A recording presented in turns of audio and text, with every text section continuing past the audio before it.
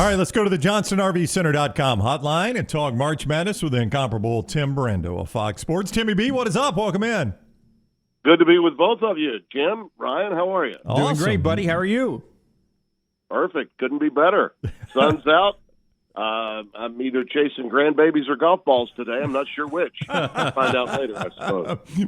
Just keep them both out of the woods, right? That's the goal. Exactly. There you go. Hey, so listen, over the years, you have done a lot of Duke games, a lot of North Carolina games, a lot of Duke, North Carolina games on your TV work. The idea of them meeting in the Final Four has always been theoretical until this week. I don't know what to compare this to, Timmy B. There is really nothing that you can compare it to. And you know, people have often asked why, and I think it goes back to we have a problem, I think, no matter what part of the country we're talking about or what particular topic we have, people just don't understand context and history.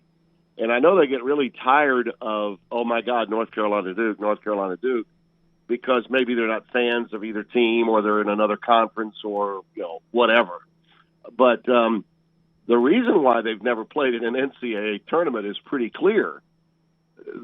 For a long period of time, only one team out of a conference ever went to the NCAA tournament. You had to win the ACC tournament championship to get a bid to go, all right? In the John Wooden era, back in the day when Charlie Scott was the first African-American to play at North Carolina, by example, in 1966, if you didn't win the ACC tournament, you didn't get a bid. And that, of course, changed when they went to from 32 to 48 teams in the tournament. And then, obviously, we went from 48 to 64 and then forward. So once they expanded the tournament, one of the things the committee always did was they tried their best to keep teams in the same conferences that were in the NCAAs away from one another until they absolutely had to play. That's happened in the SEC, as you know, many times. By example, in '86, when Dale Brown went to the Final Four, they played Kentucky in the Southeast region to advance to Dallas. Well, they kept Kentucky and LSU apart as best they could, but LSU was an 11 seed, and Kentucky was a 1. You know, they won 30 games that year. And they played a fourth time that particular season because they had played in the SEC tournament semifinals, too. So, you know, the committee does everything it can to keep teams from the same leagues away from each other. And in the case of Duke and North Carolina, most of the time they would either be a 1, a 2, or a 3 seed. You'd never see one of them fall that far, you know, back into the 10, 11, 12 mode. And in 91, they almost met. I mean, it was very close. Carolina, and actually it was in that Final Four, it was North Carolina, Kansas, and it was UNLV, the running Rebs of Jerry Tarkanian, the defending champs, that had beaten Duke by 30 the year before in Denver. And, of course, we know Duke upset Vegas, and Kansas advanced and by beating North Carolina with Roy Williams and Dean Smith going at it. If people have forgotten that, that's what happened. So this is something that's never happened. In all the battles of the Blues and the games that I generally did for Raycom all those years was the first meeting of every season in early February between Duke and Carolina, and I did about 20 of them. It was just unbelievable, unlike any regular season college basketball game you'd ever witnessed. I think the second meetings have always been a little overshadowed because everyone was talking tournament and bubble and seeding. So you didn't really concentrate just on the rivalry when they played the last week of the regular season. But there was a reason they always did that. I mean, it was a big deal in the ACC tournament when the two of them played in the semifinals, which I had back in, 2018, I think it was, and they played in Brooklyn of all places. So this is an amazing thing especially given what Krzyzewski is in the middle of. You know, this is the swan song of the greatest coach of a generation. And he already had his last home game at Cameron Indoor spoiled by these guys. Okay, so when we all assemble at the Superdome in New Orleans, 40 years removed from the second Final Four I ever attended, which was in 1982. I was working as a cup reporter at WGSO Radio in New Orleans that year. That's how I got a credential to get in. I can't wait to see this. This is 40 years ago. This is where Dean Smith got his first national title with Perkins and Worthy and Jordan. So the history and currency of the rivalry will be felt big time. And Tim Brando is with us. As always, we enjoy his knowledge. And for, we're a football state. We're learning this basketball thing over the years. We've had some great years, but you're still a football state. Compare that hatred or the rivalry, the mood of the rivalry, North Carolina and Duke, to Michigan and Ohio State in football, or Alabama and Auburn in football. Is it as nasty at times, or is it? Every bit. It is. Okay. Oh, no, every Tell bit. me about that. Every bit. Oh, it's every bit. Oh, no, it is a little bit more covert because you've had legends involved. Right. All right. When Dean Smith was coaching, there was an eloquence and elegance about, Dean being, on Mount Rushmore too, and that he was the new Everett Case of the ACC. Everett Case is really the original superstar of the ACC, the old coach at North Carolina State. And then when Frank McGuire came along at Duke, and then he hired Dean Smith after being an assistant at Kansas, and brought him into and that's the other thing. This connection with Kansas is also there with North Carolina, and of course Kansas is the only number one seed to have survived. I'm sorry to digress, but you just can't not mention that. No, it's like an onion, isn't it? You keep under really different the layers here are just off the charts, and it makes it pretty amazing. And of course, we got the newest blue blood, Villanova, also the fourth team in the Final Four. But if you saw by example the last game at North Carolina that Duke played, I think just about everyone in the ACC had some sort of formal, because it was a swan song. It was K's last year. There was some sort of pregame respect and gift that may have been given to Mike Krzyzewski, where just about everywhere he went in the ACC, except 8 miles down the road at North Carolina. And then they go out and beat the Tar Heels by about 25, 30, whatever it was. They blew them out in the first game. Then when the second game ended, if you saw the end of the second game, coaches from Duke just during when the game ended and North Carolina had won, they just walked right by each other, didn't shake hands. They just walked right by each other. It wasn't one of those. It wasn't a Juwan Howard moment. And Mike congratulated Hubert Davis, who's a really good guy.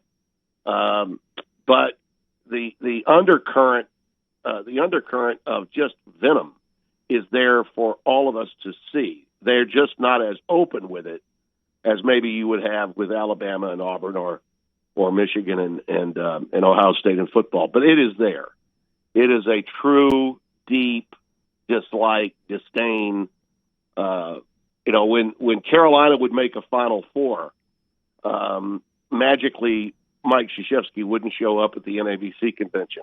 He's on a boat somewhere. And Roy would never. I mean, it's like when North Carolina had the stage, it was like Duke just got out from under the limelight. And the same is true with Duke. I mean, vice versa. So now they can't avoid each other. And it will be a microscope in a fishbowl unlike any other when those two play on Saturday. Tim Brando is with us on the JohnstonRVCenter.com hotline. You mentioned Hubert Davis, and we were talking before the break, Timmy B, that I don't know what you could have sold the odds for in December of this team being in the Final Four, but they were heavy odds. And that's how you're judged as the North Carolina coach. You're judged on making the final. You can win all the games you want. You can beat Duke, but if you're not making Final Fours or playing for a national championship or winning a national championship, you don't measure up as a North Carolina coach. That's an immense amount of pressure. And you mentioned you like Hubert Davis. I do think for those of us that are just on the outside of this looking in, he seems like a likable guy, and you got to feel good for him to kind of get that pressure off himself that seemed like it was so cumbersome to start the season. Yeah, he did. I was very critical. I was in Indianapolis doing a Purdue game when they played the first time against in Duke, and I think I may have done the game at Purdue, and then I would to the hotel in Indianapolis, which was about an hour and a half's drive. And I watched the game while I was having dinner with my colleagues, and we were like, my God, these guys are just – this is, for a rivalry game, this is as bad. And this is a game I used to do. You know, my last Duke, North Carolina game was in 2019. It was after that they created the ACC network and Raycom Sports went away. But, you know, it just looked like there was no fire, like these guys didn't care that this was Duke and North Carolina. And it was over fast. It was a 20-point game 10 minutes in. And at no point did you feel like North Carolina was going to make a run. And I thought to myself, gosh, I wonder if Hubert's just too nice a guy. You know, even in my own mind, I was thinking, I wonder if he's just too nice a guy to have, you know, his players respond to him the way you need to. When there's a sense of urgency that you think maybe players need to have. And sometimes that's brought on by, you know, in the old days, we'd say by fear, you know, fearing that you're displeasing the coach. Well, today's players don't generally do that. And a lot of them, and he's got a few of them that will be pros. Duke's got more, but he's got some too that are going to play at the next level. You wonder if they're going to get it, you know. And I was very critical, and many people in my business besides me were. And then what you saw was a resolve, I think, in the aftermath of that loss and their development as a team. And I think it speaks, fellas, to the difference between the evolution of teams in college football versus evolution of teams in college basketball. You play so many games. It's over 2 semesters. Players are going through all kinds of different things over a 5-month season. It's a much longer season and life, really, being a college basketball player than it is a college football player. And you got to the light is going to have many opportunities to come on. The pilot light will come on at a certain point, and then you see these teams evolve into what they are by the time March comes around. And I think North Carolina is a great example of that. That, you know, whether because of health, maybe grades, maybe other issues that players were having, they evolved into the kind of team that they could be, and the talent was always there.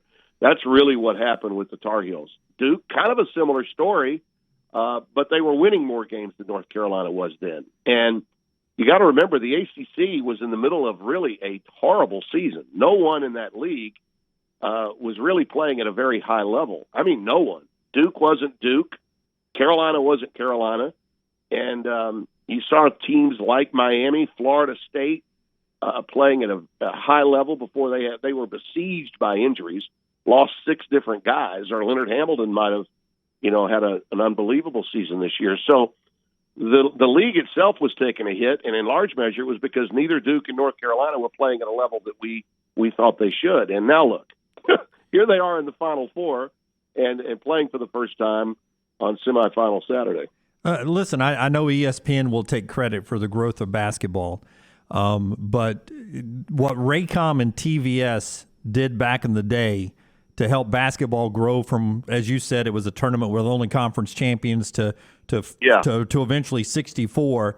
I mean, right. There was something about those conference broadcasts on a Wednesday night, Thursday night, Tuesday, whenever they were, in those Saturday games that were regional, that I thought helped build conferences in college basketball into what we have today. Do you agree with that? And how important were those regional broadcasts? Oh, gosh. Well, you know, I rode the momentum of my career was based totally on that, fellas. I mean, it really was. I came along at just the right time. I mentioned 1982, 40 years ago. I'm at the Final Four. I'll be pretty emotional with my wife and my friends that we're sitting with at the Final Four. I go back every year to MC the Champions Luncheon for the National Association of Basketball Coaches, and I also MC a few seminars that they have for all the assistants. You know, all the coaches at every level, Division I, II, III, NAIA, they're all there. They have their convention every year at the Final Four, and I've always been sort of a fly on the wall for all of that, which I treasure because the guy that did that for many years was my idol and my hero, Kurt Gowdy. And I was a local broadcaster at WGSO, as I mentioned, had a nightly talk show. And he was doing the American Sportsman, and his PR people called to have me host him on a Friday night. And I had him on my show, and I had sent through my old boss in Baton Rouge some tapes, and he had listened to them. And I had breakfast that Saturday morning of the Saturday semifinals with Kurt. He was going to work with Kaywood Ledford that night. Kaywood, the voice of the Wildcats, and Kurt Gowdy were doing Westwood One CBS radio of the Final Four. And I'll never forget being there and watching that. And then he gave me this tip. He said, don't take a job in television at a big station somewhere. They won't let you do play-by-play. Stay where you are. I had just begun doing Tiger Vision for LSU, a pay-per-view cable thing for Coach Brown in Baton Rouge. And he was right. In 1983, I got calls from Jimmy Rayburn and Jefferson Pilot and Raycom, and that evolved the Metro Conference, and then later the SEC, the ACC. And then in 1985, I got my first game between number 2 Duke at that time and Mike Krzyzewski against Terry Holland in Virginia in 85. And that opportunity in 85 eventually would lead me out of Baton Rouge local television and to ESPN in 1987, where John Saunders and I hosted the first 2 rounds of the NCAA. People, again, forget that network television, when NBC had it, didn't air the first rounds of the games. And then when CBS got it, they didn't air the first round and a half of the NCAA tournament until 1990. So we were doing games around the clock. Dickie V was in the studio, and John Saunders, the late John Saunders, and I tag teamed as hosts. And, I was a part of all of that. And without the NCAA tournament, without college basketball on TV, I don't think that my career path would have gone the direction it did. It was during that point we started College Game Day and all those things that happened to increase my visibility. So I'm working on a book now that I hope to get out within the next couple of years, because I think that there are so many things about college athletics, particularly college football and college basketball, that people have forgotten about the birth of it, the popularity of it. We had not seen college basketball before. You mentioned PBS and Raycom and Jefferson Pilot. The national championship of college basketball in the 60s was not seen on network television. It was syndicated. Okay, Kentucky and Texas Western, that incredible game that they made a movie about. Okay, 5 black starters against 5 white starters. That was not on network television. It was syndicated by TBS, and it was picked up around the country. And then after the Houston UCLA game with Alcindor against the Big E, Elvin Hayes, that Dick Enberg and Tommy Hawkins called in 1968, I was 12 years old then. And, when you look at the grand scheme of basketball and football and all sports on TV, that's still not that long ago. It's a couple of generations, but, college basketball was not really on the map until that game ended in 1968. It had the same effect on college basketball as, let's say, the Giants and Colts overtime game, for the NFL, back in 1958. It was the same kind of moment. And it was at that point that Eddie Einhorn's TBS syndicator hooked up with NBC, and together they formed a coalition to get college basketball on the air on Saturdays. And the great John Ferguson, the voice of LSU, and Joe Dean Sr. were the voice of the SEC on TBS's NBC Game of the Week. And I think maybe one or two of you maybe one of you remembers that. But, wait, are you calling me old? Yes, Come on, don't call me old, Brando. I'm sure Dunaway does. Yes, right? yes. But I mean, there's no doubt that for those of us that were growing up at that time, you watched that and you understood, okay, this is something I really want to do, and, we watched Enberg and Packer and McGuire, the best trio I think to ever work in any sport on a live broadcast. I don't care what sport you want to discuss. I think they were the Gifford and Cosell and Dandy Don of college basketball. But regionally, guys like John Ferguson and Joe Dean Sr., string music, that's where it began. So, I was on the cutting edge of that. And what's happened here is cable's influence, and ESPN does deserve a lot of credit for making the tournament special enough that now it's worth millions, and Turner's involved, and every game is televised, and people have the opportunity to see all of that. And that Turner CBS involvement began towards the end of my CBS stay, started in 2011, and it's great. But without ESPN's involvement to get those early rounds on, remember, people would stay up all night because all the games were replayed. NCAA Productions had control of all the games themselves, and ESPN would air them all through the night. Now, during prime time and while the games were live, we would cut to wherever the great games were. And John and myself would take people from one place to another, and that was so cool at that time. I'll always remember that. And it's I look back on it now, and that day in 1982 at the Superdome when 65,000 plus, the largest crowd ever to watch a Final Four, was there. I actually went to the bathroom, and you had to go a long way at the Dome back in those days to get to the bathroom. Yeah. Your bladder was in real trouble from time to time. But I went to the bathroom. I'm coming back. Carolina was playing the second game, and I see Dean Smith, okay, and he's got a cigarette, which he was a closet smoker. I mean, a chain smoker, but he never wanted to be seen in public smoking cigarettes. I see him in the corner, and you can imagine a 26-year-old version of me. I was gonna go up to him and introduce myself, right? So I walked past him, and I said, "Boy, he's looking up," and he actually turned to me before I could turn to him, before I got to him. And he says, "Man, this is something." He's just looking up at the crowd.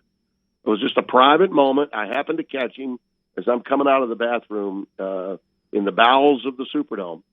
And I think college basketball forever changed also after that Final Four. It was Ewing at Georgetown. It was Akeem Olajuwon at Houston. It was Perkins, Worthy, and Jordan at North Carolina. The McRae brothers and Milt Wagner at Louisville. I mean, you can make a case that those four teams were maybe the greatest programs of that period in the 80s. And the Superdome rocked. And at that point, the NCAA said, you know what, people don't care about how close they are to the floor. They just want to say they're at this event. And that was the advent, really, of taking it out of the gyms and into the domes.